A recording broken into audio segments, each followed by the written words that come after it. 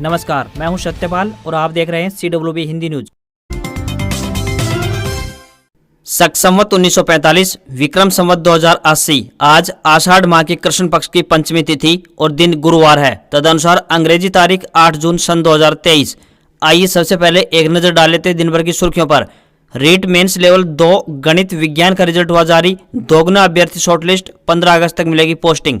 BSNL की 4G व 5G service शुरू होगी। किसानों के लिए बड़ी खुशखबरी, मोदी सरकार ने धान, मूंग, उड़द, बाजरा समेत इन फसलों की बढ़ाई। MSP बताएंगे पूरी अपडेट।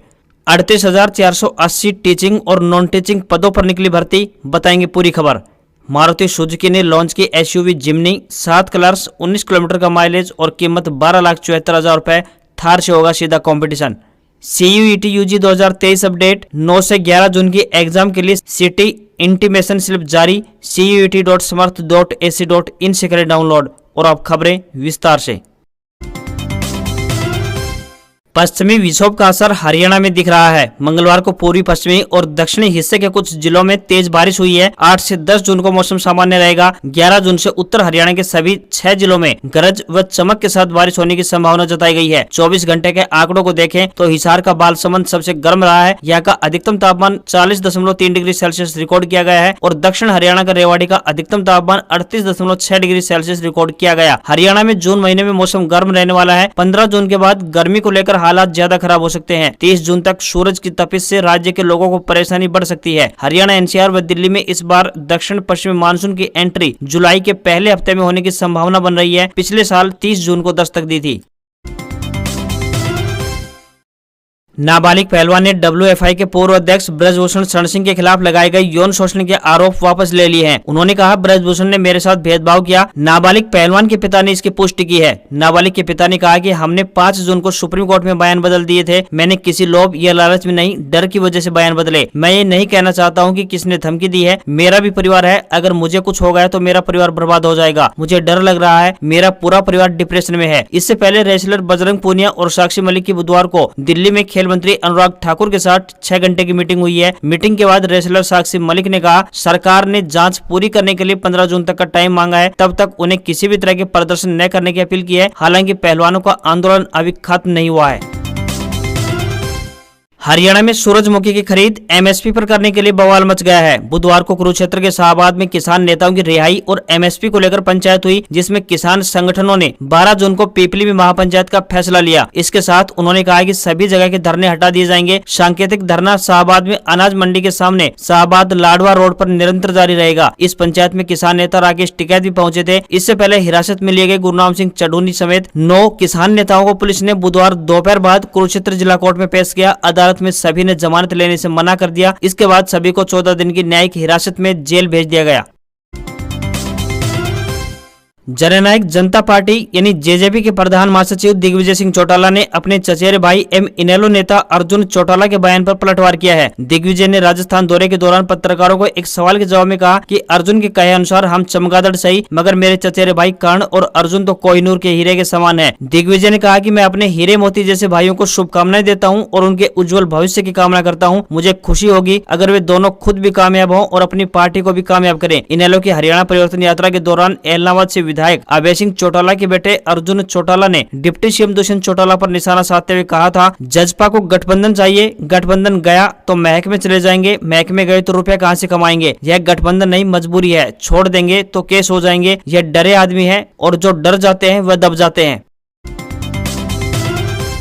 हरियाणा के महेंद्रगढ़ में साइबर अपराध जागरूकता अभियान के तहत थाना शहर महेंद्रगढ़ की पुलिस टीम ने बुधवार को सैनी सभा में लोगों को जागरूक किया। साइबर अपराधों से बचाव व साइबर ठगी के तरीकों के बारे में जानकारी देकर जागरूक किया गया। साइबर अपराध का शिकार होने पर अपनी शिकायत तुरंत साइबर हेल्पलाइन नंबर 1930 यानी 1930 पर दें। पुलिस ने सैनी सभा में मौजूद लोगों को बताया कि वे किसी भी प्रकार से प्राप्त हुए लिंक को न खोलें और किसी भी फोन कॉल, संदेश, ईमेल वगैरह पर दिए गए प्रलोभन या विश्वास में आकर अपनी कोई भी निजी जानकारी किसी के साथ साझा न करें। साइबर अपराध होने पर साइबर क्राइम हेल्पलाइन नंबर 1930 यानी 1930 पर कॉल करें या फिर अपने नजदीकी थाना या चौकी में शिकायत दर्ज करवा सकते हैं। 1930 नंबर पर दी गई तुरंत शिकायत करने पर आपका पैसा सुरक्षित वापस आ सकता है। हरियाणा में किसानों पर किए गए लाठीचार्ज को लेकर सत्तारूढ़ बीजेपी व जेजेपी गठबंधन में फूट पड़ती नजर आ रही है। कुरुक्षेत्र में सूरजमुखी के न्यूनतम समर्थन मूल्य यानी एमएसपी पर खरीद की मांग कर रहे किसानों पर जिस तरह से लाठियां बरसाई गई हैं, उससे सरकार में शामिल जननायक जनता पार्टी यानी जेजेपी के नेता नाराज हैं। जेजेपी के शाहबाद के विधायक रामकरण काला का गुस्सा तो बीजेपी के मंत्री बनवारी लाल की प्रेस कॉन्फ्रेंस में ही फूट पड़ा। उन्होंने लाठीचार्ज के फैसले को गलत बताते हुए शुगरफेड के चेयरमैन पद से इस्तीफे का ऐलान तक कर डाला। दरअसल सहकारिता मंत्री डॉक्टर बनवारी लाल किसानों पर किए गए लाठीचार्ज को लेकर चंडीगढ़ के सेक्टर 17 स्थित मिनी सचिवालय में मीडिया के सामने सफाई दे रहे थे। उनके साथ जेजेपी विधायक रामकरण काला भी थे। गौरतलब है कि मंगलवार को कुरुक्षेत्र जिले में किसानों पर जिस तरह से लाठीचार्ज किया गया वह इलाका रामकरण काला के विधानसभा हलके में ही पड़ता है। हरियाणा में जेजेपी और बीजेपी के बीच डिप्टी सीएम दुष्यंत चौटाला की विधानसभा सीट उचाना को लेकर भी पहले से ही विवाद चल रहा है। ऐसे में लाठीचार्ज के बहाने जेजेपी को बीजेपी पर हमला बोलने का नया हथियार मिल गया है। हरियाणा में गठबंधन को लेकर बीजेपी प्रभारी विप्लव देव और डिप्टी सीएम दुष्यंत चौटाला के बीच चल रही बयानबाजी के बीच जेजेपी ने आर पार की लड़ाई का ऐलान कर दिया है। जेजेपी के प्रदेश अध्यक्ष निशान सिंह ने कहा है कि एहसान या फ्री में गठबंधन नहीं हुआ है। स्थायी सरकार और हरियाणा के तेजी से विकास के लिए दोनों पार्टियों का गठबंधन हुआ है। नेताओं ने कहा कि चौधरी बीरेंद्र सिंह के परिवार को उचाना से दुष्यंत चौटाला के चुनाव जीतने पर पेट दर्द हो रहा है। इसके अलावा जेजेपी नेताओं ने बीजेपी नेताओं को 3 साल की गठबंधन के दौरान किए गए एहसान भी गिनाए। वहीं जेजेपी के प्रदेश अध्यक्ष निशान सिंह ने स्पष्ट कर दिया है कि गठबंधन रहे या न रहे, डिप्टी सीएम दुष्यंत चौटाला उचाना से ही विधानसभा चुनाव में ताल ठोकेंगे। इनके अलावा अब पार्टी के शीर्ष नेतृत्व ने भी इस मामले को ज्यादा तूल नहीं देने का भी फैसला किया है। हरियाणा के कुरुक्षेत्र में किसानों पर हुए लाठीचार्ज को लेकर विपक्षी दल सरकार पर हमलावर हो गए हैं। आम आदमी पार्टी यानी आप, कांग्रेस सहित आईएनएलडी ने सरकार के इस फैसले की निंदा की है। पूर्व सीएम भूपेंद्र सिंह हुड्डा ने कहा है कि किसानों पर लाठीचार्ज बेहद निंदनीय है। क्या एमएसपी की मांग करना गुनाह है? सरकार की हठ धर्मिता के कारण किसान 6400 रुपए एमएसपी की फसल को 4 से 4500 रुपए में बेचने को मजबूर है। दिल्ली में राज्यसभा सांसद दीपेंद्र हुड्डा ने कहा कि हरियाणा में किसानों पर हुए लाठीचार्ज से एक बार फिर से भाजपा का किसान विरोधी चेहरा उजागर हो गया है। उन्होंने आरोप लगाया कि सरकार ने तो किसान की है, न ही जवान की है और न ही पहलवान की है। साथ ही उन्होंने सरकार से मांग की कि हरियाणा में सूरजमुखी फसल की एमएसपी पर खरीद शुरू की जाए। हरियाणा में इनेलो की परिवर्तन यात्रा बुधवार को दूसरे दिन फतेहाबाद में रही। गांव में पहुंचे इनेलो सुप्रीमो एवं पूर्व मुख्यमंत्री ओम प्रकाश चौटाला ने कहा कि भाजपा सरकार किसानों पर बेइंतहा जुल्म ढा रही है। अन्नदाता जो पूरे देश के लोगों का पेट भरने का काम करता है, उन्हें सड़कों पर रौंदा जा रहा है, उन पर लाठियां बरसाई जा रही है। इतना जुल्म तो कभी मुगलों और अंग्रेजों ने भी नहीं किया था जितना आज भाजपा सरकार कर रही है। उन्होंने कहा कि किसानों पर लगातार हो रहे जुल्मों ने पूरे प्रदेश को झकझोर कर रख दिया है। इनेलो सुप्रीमो ने कहा कि अब देश और प्रदेश के पास पुनः बदलाव का अवसर आ गया है। उन्होंने कहा कि जिस तरह से लोगों की प्रतिक्रियाएं आ रही हैं, उससे स्पष्ट है कि देश और प्रदेश में परिवर्तन निश्चित है। प्रधानमंत्री नरेंद्र मोदी की अध्यक्षता में बुधवार को हुई कैबिनेट बैठक में किसानों को राहत देते हुए खरीफ फसलों के न्यूनतम समर्थन मूल्य यानी एमएसपी में बढ़ोतरी की है। इसके अलावा सरकार ने बीएसएनएल के लिए 4G और 5G स्पेक्ट्रम अलॉटमेंट की भी मंजूरी दे दी है। केंद्रीय मंत्री पीयूष गोयल ने कैबिनेट बैठक में लिए गए निर्णयों की जानकारी देते हुए बताया कि मूंग दाल के न्यूनतम समर्थन मूल्य पर सबसे अधिक यानी 10.4%, मूंगफली पर 9%, सेसमम पर 10.3%, धान पर 7%, ज्वार, बाजरा, रागी, मेज, अरहर दाल, उड़द दाल, सोयाबीन, सूरजमुखी बीज पर वित्त वर्ष 2023-24 के लिए लगभग 6 से 7% की वृद्धि की है। गुरुग्राम में मेट्रो कनेक्टिविटी को 28.5 किलोमीटर बढ़ाया जाएगा। इसके लिए सिटी सेंटर से साइबर सिटी तक मेट्रो कनेक्टिविटी को मंजूरी दी गई है। ये काम 5,443 करोड़ रुपए की लागत से अगले 4 सालों में पूरा कर लिया जाएगा। नेशनल टेस्टिंग एजेंसी ने एकलव्य मॉडल रेजिडेंशियल स्कूल यानी EMRS में निकली भर्ती का नोटिस जारी किया है। इसके तहत EMRS में 38,480 टीचिंग और नॉन टीचिंग पदों पर ये कैंडिडेट्स की नियुक्तियां की जाएंगी। इस वैकेंसी के लिए रजिस्ट्रेशन जल्द शुरू होंगे। क्वालिफिकेशन की बात करें तो इनके लिए अलग अलग वैकेंसी के लिए 12वीं ग्रेजुएट, बीएड और डीएड क्वालिफिकेशन तय की गई है। इन पदों पर सिलेक्शन के तहत पहले 3 घंटे की लिखित परीक्षा होगी। इसके बाद इंटरव्यू और आखिरी में डॉक्यूमेंट वेरिफिकेशन किया जाएगा। सभी स्टेप पास करने वाले कैंडिडेट्स का सिलेक्शन ही फाइनल होगा। ऑफिशियल वेबसाइट emrs.tribal.gov.in पर जाकर ऑनलाइन अप्लाई कर सकते हैं। अरब सागर से उठा बिपरजॉय तूफान पाकिस्तान की ओर बढ़ चला है। समुद्र में जिस जगह तूफान पनपा उससे ठीक दक्षिण में मानसून अटका हुआ था, इसलिए अब मानसून के लिए रास्ता खुल गया है। मौसम विभाग ने बताया है कि मानसून कल यानी 9 जून को केरल पहुंच सकता है। हालांकि ये पूरे 8 दिन लेट है, लेकिन अब इसकी रफ्तार बढ़ सकती है। केरल के समानांतर जिन जगहों से तूफान गुजरा है वहाँ बादल छा चुके हैं, इसलिए बुधवार को केरल और लक्षद्वीप में भारी बारिश हुई है। बारिश गुरुवार को भी जारी रह सकती है। राजधानी दिल्ली में अगले 4 से 5 दिन तक हीट वेव की संभावना नहीं है। हालांकि अधिकतम तापमान में धीरे धीरे बढ़ोतरी जारी रहेगी।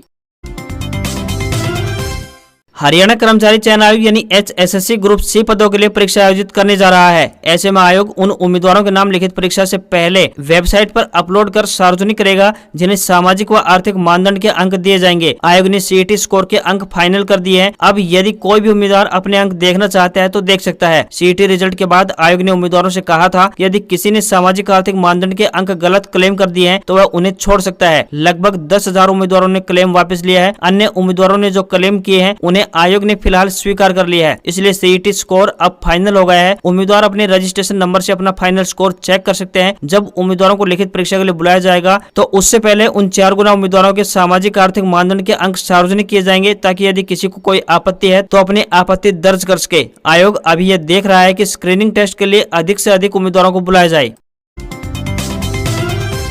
सरकारी नौकरी की तैयारी कर रहे युवाओं के लिए अच्छी खबर है। भारत सरकार के केंद्रीय मंत्रिमंडल सचिवालय में 1600 पदों पर वैकेंसी निकली है, जिसके तहत विभिन्न विभागों और मंत्रालयों में क्लर्क से लेकर A ग्रेड अधिकारी स्तर तक के पदों पर भर्तियां की जाएंगी, जिसके लिए 12वीं पास उम्मीदवार 8 जून तक ऑनलाइन अप्लाई कर सकते हैं। इसके बाद अगस्त महीने में CBT टेस्ट आयोजित किया जाएगा, जिसमें सिलेक्ट होने पर डॉक्यूमेंट वेरिफिकेशन के आधार पर उम्मीदवारों को पोस्टिंग दी जाएगी। उम्मीदवार की आयु कम से कम 18 साल और अधिक से अधिक 27 साल होनी चाहिए। भर्ती में सिलेक्ट होने वाले उम्मीदवारों को हर महीने 19,900 रुपए से लेकर 81,100 रुपए सैलरी दी जाएगी।